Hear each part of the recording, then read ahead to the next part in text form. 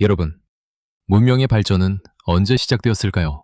인류가 다른 짐승들과 달라진 순간은 어쩌면 에너지가 남기 시작했을 때였는지도 모릅니다. 사냥으로 겨우 하루를 버텨 고기만 얻는 것이 아니라 며칠을 버틸 만큼의 고기를 확보하고 저장할 수 있게 되었을 때 인간은 오늘 하루만을 살아가는 존재에서 벗어나기 시작했습니다. 남은 고기는 단순한 잉여가 아니었습니다. 그것은 인간이 다른 생명체보다 더 높은 생산성을 갖게 되었다는 증거였습니다.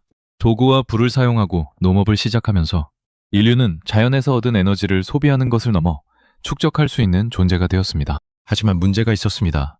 에너지는 쉽게 사라집니다. 고기는 썩고, 과일은 문드러지고, 곡식은 벌레가 먹습니다.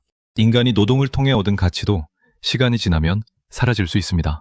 그래서 인간은 질문하기 시작했습니다. 이 에너지를 어떻게 안전하게 보존할 수 있을까요? 화폐는 바로 이 질문에 대한 하나의 답이었습니다. 은화와 금화는 단순한 금속 조각이 아니었습니다. 오늘 노동에서 얻은 가치를 당장 소비하지 않고 화폐로 저장해 두었다가 미래의 다른 사람의 노동과 교환하기 위한 도구였습니다.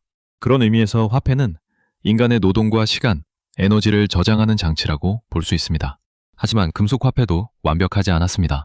은화는 부식과 마모가 발생했고 국가는 불순물을 섞어 화폐의 가치를 희석할 수도 있었습니다. 금은 조금 더 나았습니다. 희소하고 쉽게 부식되지 않아 오랜 시간 가치를 보존할 수 있었습니다.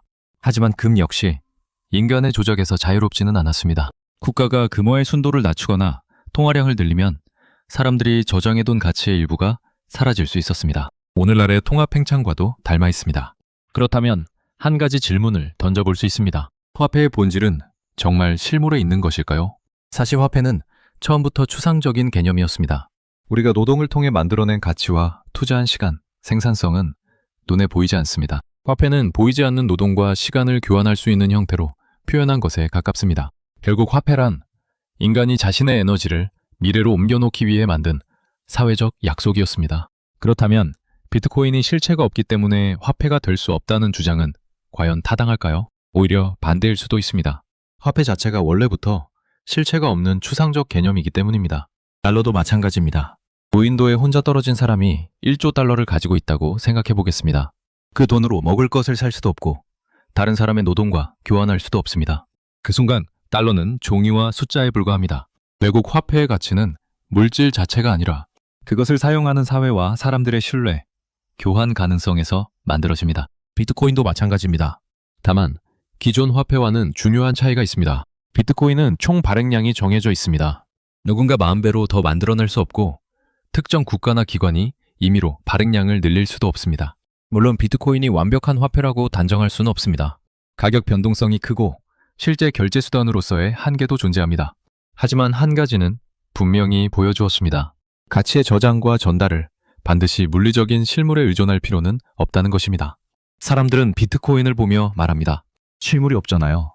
하지만 생각해보면 실물이 없는 것이 오히려 화폐의 본질에 더 가까울지도 모릅니다. 실물이 없기 때문에 누군가 금속에 불순물을 섞어 가치를 희석할 수도 없고 마음대로 더 찍어낼 수도 없습니다. 비트코인은 인간이 수천 년 동안 고민해온 질문에 새로운 방식으로 답하고 있습니다.